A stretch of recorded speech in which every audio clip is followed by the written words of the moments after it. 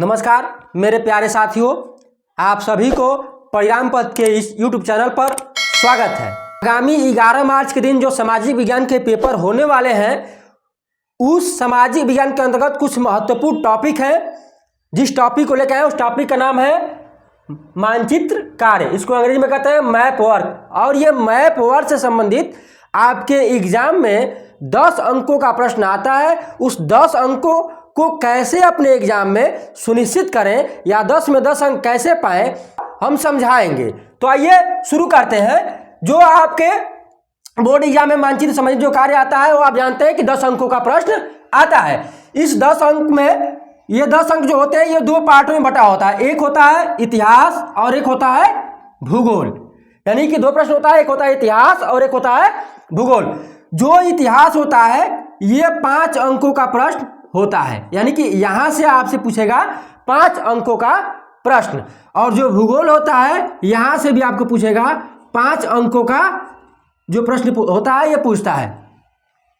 अब जो आपके सामने जो आप देख रहे होंगे कि ये परीक्षा के पेपर है, ऐसे ही एक पेपर मिलेगा। इस पेपर में जब आप पलटेंगे ऐसे तो आप देखेंगे कि प्रश्न संख्या 9, प्रश्न संख्या बाबू 9 होगा। इसमें 9A करके मानचित्र संबंधित प्रश्न पूछा जाता है। और ठीक वैसे ही भूगोल में 9B करके प्रश्न आएगा जो आपके एग्जाम में पूछा जाएगा। जो 9A या 9B ऐसे प्रश्न पूछा जाएगा। अब आपके जो एग्जाम होगा उस एग्जाम में जो उत्तर पुस्तिका मिलता है, उस उत्तर पुस्तिका के साथ एक आपको मानचित्र यानी पॉलिटिकल मैप होता है। इसको कहते हैं पॉलिटिकल मैप, यानी कि राजनीतिक जो मैप होता है, राजनीतिक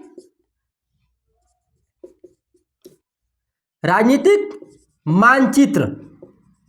इसको राजनीतिक मानचित्र कहते हैं। जो आपके ये देख रहे होंगे बोर्ड पे बनाया गया है। और आपके एग्जाम में जो उत्तर पुस्तिका होता है उस उत्तर पुस्तिका में एक ऐसे ही एक कॉपी मिलेगी। देखिए एक ऐसे ही कॉपी मिलेगी। इसी कॉपी में आपको देख रहे होंगे, इसी कॉपी में आपको इतिहास से जो संबंधित प्रश्न आएगा उसको ऐसे सिंबॉलिक चिन्ह बना करके दर्शाना होता है। यानी कि एक डॉट बनाएंगे और एक गोला करेंगे। इस गोला में वैसे जो प्रश्न पूछेगा उसका आंसर उसको चिन्हित करेंगे, यानी इस मैप में चिन्हित करने का काम करेंगे। और चिन्हित करके कैसे करेंगे? चिन्हित ऐसे आप डॉट बनाएंगे और डॉट बना के गोला बनाएंगे और फिर वैसे बताएंगे।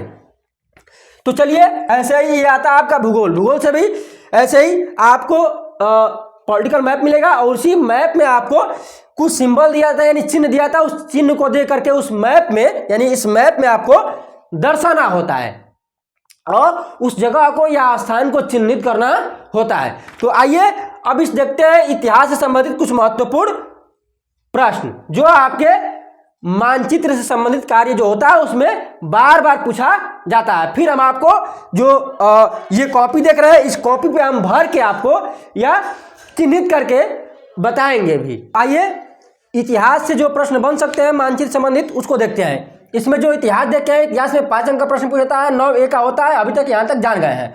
अब इसमें आप जानते हैं कि एक अध्याय का नाम होता है, उस अध्याय का नाम है अध्याय 2।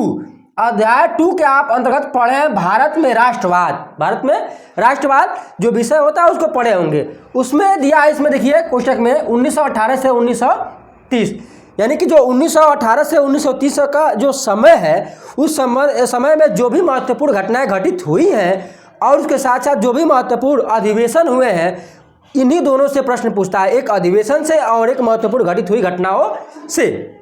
तो आइए पहले हम अधिवेशन के बारे में जान लेते हैं। अधिवेशन क्या है उसके बारे में देख लेते हैं। कारण कि भारतीय राष्ट्रीय कांग्रेस की अधिवेशन, आप जानते हैं कि राष्ट्रीय आंदोलन में जो देश की आज़ादी कराने की बात हुई थी उसमें अधिवेशन प्रत्येक वर्ष राष्ट्रीय कांग्रेस के द्वारा ये किया जाता था। उसी अधिवेशन से संबंधित प्रश्न पूछेगा। एक तो वर्ष देगा और एक स्थान पूछेगा। वर्ष और स्थान दिया रहेगा और उससे संबंधित आपसे प्रश्न पूछा जाएगा। तो इसमें वर्ष दिया गया है और इसमें स्थान दिया गया, यानी कि जो कह रहा है कि भारतीय राष्ट्रीय कांग्रेस का अधिवेशन वर्ष 1916 में कहाँ हुआ था, ऐसे प्रश्न पूछेगा। भारतीय राष्ट्रीय कांग्रेस का अधिवेशन वर्ष 1916 में कहाँ हुआ था? तो आपको बताना है कि वर्ष 1916 में लखनऊ में हुआ था। दूसरा प्रश्न दिया है कि भारतीय राष्ट्रीय कांग्रेस का अधिवेशन वर्ष 1919 में कहाँ हुआ था? तो इस प्रश्न का उत्तर होगा अमृतसर। अगला प्रश्न है भारतीय राष्ट्रीय कांग्रेस का अधिवेशन वर्ष 1920 में कहाँ हुआ था? तो इसका उत्तर बताएंगे कोलकाता यानी कि कलकत्ता। और वर्ष 1920 यानी कि वर्ष 1920 में 2 पूछा है और ये दोनों इंपॉर्टेंट होता है। यानी भारतीय राष्ट्रीय कांग्रेस का अधिवेशन वर्ष 1920 में कहाँ हुआ था? तो एक हुआ था कलकत्ता में और दूसरा हुआ था नागपुर में। अगला प्रश्न है वर्ष 1924 में भारतीय राष्ट्रीय कांग्रेस का अधिवेशन कहाँ हुआ था? आप जानते हैं बेलगांव। और बेलगांव आप लोगों को नहीं पता होगा तो ये कर्नाटक में पड़ता है, याद रखेंगे। और वर्ष 1927 में भारतीय राष्ट्रीय कांग्रेस का अधिवेशन कहाँ हुआ था? तो मद्रास। आप जानते हैं मद्रास को तमिलनाडु में पड़ता है। तमिलनाडु अभी जो चेन्नई वाला एरिया होता है उसी का नाम है मद्रास, यानी मद्रास जो है तमिलनाडु का पुराना नाम है। अगला प्रश्न है वर्ष 1929 में भारतीय राष्ट्रीय कांग्रेस का अधिवेशन कहाँ हुआ था? तो ये जानते हैं कि लाहौर, और लाहौर अब के समय में पाकिस्तान में पड़ता है। ये सारे जो प्रश्न बताएं सारे आपके एग्जाम के पॉइंट ऑफ व्यू से अति महत्वपूर्ण प्रश्न है, जो अधिवेशन संबंधित प्रश्न पूछा जाता है और उसको चिन्हित करना होता है। तो आइए मैप में देखते हैं कि कैसे चिन्हित करना होता है। जैसे आपसे पूछते कि वर्ष 1920 में जो भारतीय राष्ट्रीय कांग्रेस का अधिवेशन हुआ था वो किस स्थान पे हुआ था? तो आपको बताना है, एक जगह है कोलकाता और दूसरा जगह है नागपुर। तो आप जानते हैं कोलकाता जो है ये पड़ता है पश्चिम बंगाल में और नागपुर जो है पड़ता है महाराष्ट्र में, इतना याद रखेंगे। तो इसमें हम इस जो मैप है इस मैप में हम देखते हैं कि कोलकाता कहाँ होता है। आप जानते हैं कि ये जो मैप होता है इसमें पढ़ने का एक तरीका होता है। तरीका ये होता है कि ये उत्तर दिशा को डिनोट करता है, ये दक्षिण को करता है, ये पूर्व को करता है और ये पश्चिम को करता है। ये 4 दिशा होती हैं। 4 दिशाओं में आप इसको जान के रखेंगे तो आपको मैप को समझने में बहुत ही आसानी होगी। अब उसके बाद से हम जानते हैं कि जो कोलकाता होता है वो कोलकाता पूर्वी हिस्सा यानी पश्चिम बंगाल होता है, पूर्वी हिस्से का भाग होता है। तो आप जानते हैं कि जो ये वाला पोर्शन होता है बाबू, ये वाला जो पोर्शन होता है ये पश्चिम बंगाल का हिस्सा होता है। जब पश्चिम बंगाल का हिस्सा होता है तो आप यहाँ पे ऐसे हम आपको बताए हैं ऐसे नहीं करना है। आप यहाँ लेके जाएंगे पेन और एक डॉट बनाएंगे और एक गोला बनाएंगे, ऐसे गोला बना के यहाँ लिख देंगे कलकत्ता। क्या लिख देंगे बाबू? कलकत्ता। ऐसे आपको डिनोट करना है उस मैप में। दूसरा इसी समय प्रश्न होता है कि वर्ष 1920 में आप जानते हैं कि एक नागपुर में होता है, नागपुर पड़ता है महाराष्ट्र में। तो आप जानते हैं कि ये वाला हिस्सा होता है गुजरात, और गुजरात के ठीक नीचे वाला हिस्सा होता है ये वाला होता है आपका पूरा क्या होता है बाबू? महाराष्ट्र होता है। यानी कि ये वाला जो हिस्सा होता है ये महाराष्ट्र होता है। तो आपका जो महाराष्ट्र होता है तो इस महाराष्ट्र वाले एरिया में आप कहीं भी ऐसे डॉट बना के यहाँ पे लिख सकते हैं क्या बाबू? नागपुर। क्या लिख सकते हैं? नागपुर। ऐसे आपको मैप में दर्शा देना है। जैसे मान लीजिए कि वर्ष 1916 में पूछ दिया कि वर्ष 1916 में भारतीय राष्ट्रीय कांग्रेस का अधिवेशन कहाँ हुआ था? तो आप जानते हैं कि जो 1916 में हुआ था भारतीय राष्ट्रीय कांग्रेस का अधिवेशन, ये जानते हुए कि लखनऊ में हुआ था। और लखनऊ जानते हैं कि उत्तर प्रदेश में पड़ता है। तो आप ये जानते हैं कि ये वाला उत्तर प्रदेश वाला हिस्सा है, यहाँ से यहाँ तक ये सारा उत्तर प्रदेश का हिस्सा पड़ता है। तो इसी हिस्से में आपको कहीं ना कहीं टिक कर देना। आप जानते हैं कि जो राजधानी क्षेत्र होता है सेंटर में होता है, तो सेंटर इसका ये होगा। तो यहाँ एक ऐसे डॉट बनाएंगे, गोला बनाएंगे, यहाँ लिख देंगे बाबू एरो बना के लखनऊ। क्या लिख देंगे बाबू? लखनऊ। तो ऐसे आपको बारी बारी से इसमें से आपके जो भी परीक्षा में प्रश्न पूछा जाता है ऐसे ही मैप में दर्शाना है। आइए दूसरा टॉपिक होता है भारतीय राष्ट्रीय आंदोलन के महत्वपूर्ण केंद्र। आप जानते हैं कि देश को आज़ाद कराने के लिए बहुत सारे आंदोलन किए गए थे। उस बहुत सारे आंदोलन में बहुत सारे महत्वपूर्ण घटनाएं घटित हुई थी। तो वो घटनाएं किन स्थानों पर घटित हुआ था उसी स्थान को चिन्हित करना है आपको मैप में। तो आइए इसमें दिया है पहले चंपारण बिहार यानी नील की खेती के लिए पहला गांधी जी के द्वारा जो आंदोलन किया गया था उस आंदोलन का महत्वपूर्ण जो केंद्र है वो केंद्र कहाँ है? तो आप जानते हैं कि नील की खेती के लिए जो आंदोलन महात्मा गांधी के द्वारा चलाया गया था वो आंदोलन जो है बिहार में पड़ता है। और ये महात्मा गांधी जी का पहला आंदोलन, जिसको चंपारण सत्याग्रह या चंपारण का आंदोलन कहते हैं। किसके लिए हुआ था? नील की खेती के लिए हुआ था। किसके द्वारा चलाया गया था? तो महात्मा गांधी जी के द्वारा चलाया गया था। तो इसमें आपको देख रहे होंगे कि चंपारण, अब आपको मैप में चंपारण वाले जगह को चिन्हित करना होता है। हम इसमें आपको स्टेट भी लिख दिए हैं कि आपको थोड़ा आसानी होगा। यानी कि आप चंपारण नहीं जान पा रहे हैं तो आप स्टेट यानी राज्य को जान के रखेंगे और उसी राज्य पे टिक कर देंगे, ठीक है। तो ये रहा आपका चंपारण, और चंपारण को आपको मैप में, इसी मैप में ऐसे मैप मिलेगा, उसको टिक करना होगा। अगला प्रश्न है खेड़ा का आंदोलन या खेड़ा का सत्याग्रह। आप जानते हैं कि गुजरात में हुआ था, और ये किसके लिए हुआ था? किसान सत्याग्रह, यानी किसानों के लिए सत्याग्रह किया गया था।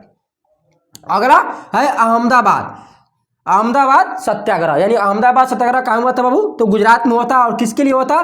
तो सूती मिल मजदूरों के लिए हुआ था। अगला प्रश्न है अमृतसर, यानी अमृतसर में जो जलियांवाला बाग, आप जानते हैं जलियांवाला बाग हत्याकांड कहाँ हुआ था? तो आप बताएंगे कि जो जलियांवाला बाग हत्याकांड हुआ था अमृतसर, और जानते हैं कि अमृतसर पड़ता है पंजाब में।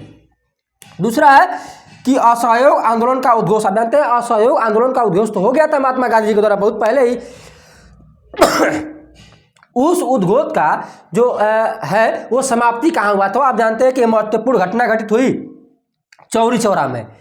ये चौरी चौरा की घटना घटित हुई, उसी चौरी चौरा घटना के बाद से इस असहयोग आंदोलन को महात्मा गांधी जी के द्वारा स्थगित कर दिया गया था। तो ये चौरा चौरी का स्थान कहाँ स्थित है? आप जानते हैं गोरखपुर जिला है, और ये जिला पड़ता है उत्तर प्रदेश में। तो ये उत्तर प्रदेश का एक जिला है गोरखपुर, वहीं पे चौरी चौरा एक स्थान है, उसको चिन्हित करना है। अगला है सविनय अवज्ञा आंदोलन के बारे में आपको बताना है कि सविनय आंदोलन की शुरुआत कहाँ से की गई? तो आप जानते हैं कि सविनय अवज्ञा आंदोलन की शुरुआत डांडी से की गई थी, और ये डांडी पड़ता है गुजरात। तो ये रहा उनका कुछ आंदोलन, यानी महत्वपूर्ण केंद्र, जहाँ पे वो ये सारा जो आंदोलन है, ये आंदोलन को महात्मा गांधी जी के द्वारा कराया गया था। तो इनके जो केंद्र बिंदु है, यानी कि जो ये वाला जो पोर्शन दिख रहा है, खेड़ा दिख रहा है, चंपारण दिख रहा है, अहमदाबाद दिख रहा है, अमृतसर दिख रहा है, चौरी चौरा दिख रहे हैं, और डांडी दिख रहे हैं, यही सब आपसे पूछा जाता है। तो आइए अब मैप में देखते हैं कि मैप में इसको कैसे दर्शाना है। जैसे मान लेते हैं कि बहुत फेमस प्रश्न है, प्रसिद्ध प्रश्न है कि चौरी चौरा का जो कांड हुआ था वो कहाँ हुआ था। तो आपको बताना है कि जो चौरी चौरा कांड हुआ था तो वो कहाँ हुआ था। तो इस आपको मानचित्र में देखना है, और मानचित्र में उसी सिंबल के यानी डॉट बनाएंगे, घेरा बनाएंगे, और उससे डिनोट करेंगे। तो जो चौरी चौरा है, ये जानते हैं कि आपको इसमें लिखा गया है कि उत्तर प्रदेश में हुआ था। तो अभी बताएं कि लखनऊ है, और यहीं पे उत्तर प्रदेश है, यहाँ पे आपका पड़ता है गोरखपुर, ऐसे बनाएंगे, और यहाँ पे ऐसे एरो देके यहाँ लिख देंगे चौरी चौरा। ये रहा आपका जो प्रश्न है, चौरी चौरा घटना कहाँ हुआ था। तो ये उत्तर प्रदेश में, ऐसे डॉट बनाएंगे, फिर घेरा बनाएंगे, एरो बना के इसका नाम लिख देंगे। अगला प्रश्न मान लीजिए पूछ लेता है कि खेड़ा का आंदोलन कहाँ हुआ था, यानी किसानों के लिए सत्याग्रह कहाँ किए गए थे महात्मा गांधी जी। तो आप जानते हैं खेड़ा, और खेड़ा पड़ता है गुजरात में। तो ये रहा गुजरात वाला हिस्सा, यहाँ पे आप डॉट बनाएंगे और ऐसे बनाएंगे, और लिख देंगे खेड़ा, आपको उसमें लिख देंगे बाबू गुजरात। ऐसे आपको प्रश्न लिखना है। जब आप ऐसे लिख लेंगे तो ध्यान रखेंगे कि ऐसे प्रश्न को लिखने के लिए आपके सामने वो एग्जामिनर जो होगा ना, आधा नंबर देगा। कितना नंबर देगा? आधा नंबर। और फिर इसमें आधा नंबर ऐड कब करेगा? जब प्रश्न पूछेगा। जैसे मान लीजिए कि इसमें से प्रश्न पूछ दिया कि 1916 में जो राष्ट्रीय अधिवेशन हुआ था वो कहाँ पे हुआ था, तो आप यहाँ चिन्हित करके ऐसे बना दिए, और फिर इसका ऐसे आपको इस ऐसे आंसर, यानी उत्तर पुस्तिका जो है, इस उत्तर पुस्तिका में यहाँ पे प्रश्न उत्तर संख्या लिखेंगे, और यहाँ लिखेंगे उत्तर, यानी उत्तर कौन सा का है, यानी पहले का क लिखेंगे। अगर प्रश्न पूछ लिया पहले का तो क, यानी उत्तर क लिखेंगे। उत्तर क के सामने आप लिखेंगे लखनऊ। क्या लिखेंगे बाबू? लखनऊ। यानी कि यहाँ भी उत्तर लिखना है और इस मानचित्र में भी उत्तर लिखना है। तो आधा नंबर आपको यहाँ से मिलेगा, और आधा नंबर इस पे लिखेंगे तो आधा नंबर मिलेगा, और ये दोनों मिला करके आपको 1 नंबर। और इससे संबंधित आपको ऐसे ही प्रश्न करके आपको 5 प्रश्न आएगा, और उन 5 प्रश्नों का उत्तर आपको इसमें मैप में सिंबल के साथ डिनोट करना है, और डिनोट करने के साथ साथ उसका उत्तर भी अपने उत्तर पुस्तिका में लिखना है। तब आपको एग्जामिनर 5 अंक देगा।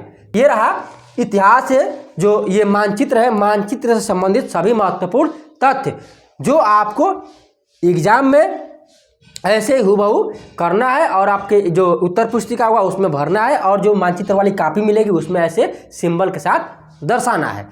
तो हम आशा करते हैं कि ये वीडियो आपके एग्जाम के लिए काफ़ी मददगार साबित होगा, और उस मददगार साबित होने के साथ साथ आपके जो एग्जाम में इस मैप यानी इतिहास वाले पोर्शन से जो 5 अंक का प्रश्न आता है, उस 5 में 5 आप अंक अर्जित करेंगे। तो मिलते हैं अगले वीडियो में, तब तक के लिए धन्यवाद।